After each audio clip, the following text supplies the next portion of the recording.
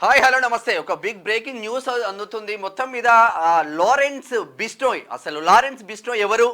సల్మాన్ ఖాన్ కి Lawrence బిస్టోయ్ gang కి అసలు ఎందుకు వైరం పడ్డది? అసలు ఎవరు ఈ లారెన్స్ బిస్టోయ్ అని ఇండియాలో ఒకటే చర్చ మాత్రం కొనసాగుతుంది. నిన్న ఏదైతే ఉందో, నిన్న సాయంత్రం పూట సల్మాన్ ఖాన్ ఇంటి దగ్గర కాల్పుల కలకలం రేపింది బిస్టోయ్ గ్యాంగ్ అని తెలవడంతోనే అసలు మళ్ళీ మర్డర్ కి ప్లాన్ చేశారా, సల్మాన్ ఖాన్ ని చంపడమే టార్గెట్ గా చేసుకున్నాడా లారెన్స్ బిస్టోయ్ అన్న కోణంలో కూడా వినిపిస్తా ఉన్నాయి వార్తలు. అసలు ఈ లారెన్స్ బిస్టోయ్ అనే గ్యాంగ్ ఎక్కడి నుంచి వచ్చింది, అసలు ఏంది? నార్మల్గా ఏమనుకుంటాం అంటే ఒక పెద్ద గ్యాంగ్ అంటే చాలా ఒక 50-60 ఇయర్స్ ఉంటాయి కావచ్చు లారెన్స్ బిస్టోయ్ గ్యాంగ్ అనుకుంటాం. కానీ కేవలం 33 సంవత్సరాల ఒక యువకుడనే చెప్పుకోవాలి. 33 సంవత్సరాల యువకుడు ఇంత పెద్ద ఎత్తున గ్యాంగ్ స్టార్లను ఎలా మెయింటైన్ చేస్తున్నారు? అతని దగ్గర ఏకంగా 500 మంది గ్యాంగ్ స్టార్లు ఉన్నారంటే అతని కేపబిలిటీ ఏందో మనం అర్థం చేసుకోవచ్చు. మరి నిజంగా ఇక్కడ పంజాబ్ సింగర్ సిద్ధూ మూసేవాలను ఎలాగైతే చంపేశారో, తనకి నచ్చకపోతే చంపడము, అలాగే మర్డర్లు చేసుకుంటూ ఇక్కడ మన కవితక్క ఉన్న జైల్లో కూడా ఢిల్లీలో ఉన్న జైల్లో కూడా తను ఆల్రెడీ జైలు శిక్ష కూడా అనుభవించిండు. మరి తిహార్ జైల్లో జైలు శిక్ష అనుభవించి 3 రాష్ట్రాలలో ఏకంగా ఇప్పుడు 5 రాష్ట్రాలలో కూడా పెద్ద ఎత్తున ఇతని పైన కేసులు కూడా ఉన్నాయి. ఇటు చండీగఢ్ కావచ్చు, ఇటు పంజాబ్ కావచ్చు, చాలా పెద్ద ఎత్తున తీవ్రమైన నేరాలు కూడా చాలా చేసిందని చెప్పుకోవచ్చు. ఎస్పెషల్లీ రాజస్థాన్లో మాత్రం పెద్ద ఇండస్ట్రియలిస్టులు అనుకోవచ్చు, పెద్ద వ్యాపారస్తులను బెదిరించి చాలా పెద్ద ఎత్తున డబ్బులు కూడా దండుకున్నారన్న కోణంలో కూడా వార్తలు వినిపిస్తూ ఉన్నాయి. మరి అసలు ఈ సల్మాన్ ఖాన్ని ఎందుకు చంపడం కోసం ట్రై చేస్తూ ఉన్నారు? మరి ఇంతకుముందు మీకు అందరికీ తెలిసిందే, సల్మాన్ ఖాన్ కృష్ణ జింక వేట చేసిండు. కృష్ణ జింకను షూట్ చేయడంతోనే మీకు జరిగిన స్టోరీ మొత్తం తెలిసిందే.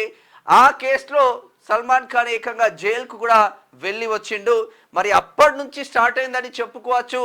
లారెన్స్ బిస్టోయ్ అంటే గోమాతని ఎలాగా మనము అమ్మలాగా పూజించుకుంటామో, లారెన్స్ బిస్టోయ్ కుటుంబ సభ్యులు అనుకోండి, ఆ బిస్టోయ్ కమ్యూనిటీ ఆ జింకలను పరమ పూజ్యంగా అంటే ఒక తల్లిలాగా పూజించుకుంటుంది. ఇంత పెద్ద హీరో కృష్ణ జింకను చంపడం ఏంటి అని అప్పటి నుంచి తనపైన పగబెట్టుకొని ఇప్పటికే ఆల్రెడీ ఇది రెండోసారి ప్లాన్ మాత్రం చేసిండు. అది కూడా ఫెయిల్ అయింది. మరి ఎట్టి పరిస్థితులలో సల్మాన్ ఖాన్ను మేము చంపాల్సిందే అన్న కోణంలో వాళ్ళు తిరుగుతూ ఉంటే మరి ముంబై పోలీసులు కూడా అలర్ట్ అయినట్టు తెలుస్తూ ఉంది. ఈ 33 సంవత్సరాల వయస్సులోనే ఇంత పెద్ద గ్యాంగ్ మెయింటైన్ చేస్తుందంటే అది ఆషామాషి ముచ్చటేం కాదు.